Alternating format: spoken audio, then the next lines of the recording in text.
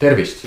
Minu nimi on Kaido Pajumaa, olen Motivaator.ee juhtide ja meeskondade koolitaja ja sa vaatad järjekordset juhtidele suunatud video podcasti.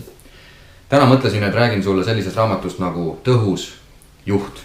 See on üks raamat, mille ma ise avastasin eelmise aasta alguses alles. Lugedes seda raamatut tekkis minus teatud-laadne selline kindlustunne, sest raamatu autor Mark Horstman on ise ka pikaajaline tegevjuht olnud. Ja lugesin siis Horstmani ja vaatasin, et ta on valmis kirjutanud raamatu, mis on praktiliselt käsiraamat.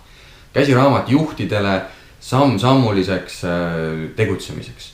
Ja oli siiralt hea meel lugeda ja saada kinnitust sellele lähenemisele, mida ma ka ise näiteks tunnustava juhtimise koolitustel juhtidele edasi püüan anda, meeskonnatunde suurendamise koolitustel, kuhu nii ma püüan meeskondi saada.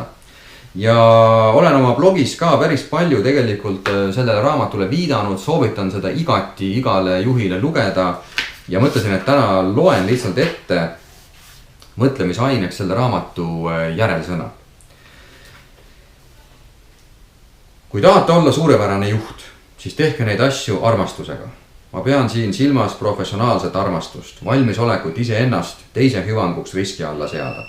See tähendab, et te teete midagi, mis võib teile pisut raske olla, kuid näitab teie austust kolleegide ja organisatsiooni vastu. Ka oma koolituste algul ma tihtilugu ütlen, et need asjad on ülilihtsad, millest me täna räägime, aga nad on veidi ebamugavad ja sõltuvalt sellest, missugune suhe sul täna oma meeskonnaga on, sõltuvalt sellest aga võid kogeda teatud laadi sellest emotsionaalset ebamugavust just. Te võite olla nõudlik ja samal ajal näidata üles ka austust oma meeskonna vastu. Pole vaja positiivset tagasisidet endasse hoida. Te võite anda negatiivset tagasisidet südamest ja armastusega. Te võite edastada tõsiseid sõnumeid lahkelt. Pole vaja olla õel, jäme või lugupidamatu, et esitada inimestele väljakutseid. Pole vaja olla järsk ega ebaviisakas. Pole vaja käituda nagu ülemus. Samuti pole vaja tõsiseid sõnumeid ilustada. Olge otsekohene ja seejuures hea südamlik. Selleks on tarvis armastust. Tänapäeval ei hoita juhtimise au enam kõrgelt osalt sellepärast, et keegi ei õpeta, kuidas seda teha. Samuti sellepärast, et me ei oska enam tunda armastust oma kolleegide ja meeskonna liikmete vastu. Aga see ei pea nii olema. Lihtsa vale tee asemel valige raskem ja õige tee. Armastus on mootor, mis aitab teil kohale jõuda. Ilusad sõnad, eesti keeles võib olla sõna armastus kõlab liialt romantiliselt, liialt isiklikult.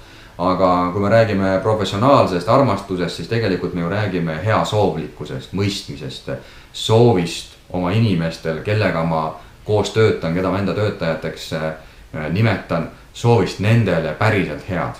Mitte ainult nende rollis, et nad rollis oleksid edukad ja seeläbi mul juhina oleks lihtsam oma tööd teha ja oma eesmärke saavutada, vaid soovist päriselt aidata nendel inimestel ise paremaks saada, tööst rõõmu tunda, töövälisel ajal õnnelikum olla. Kõik need asjad lähevad armastuse alla.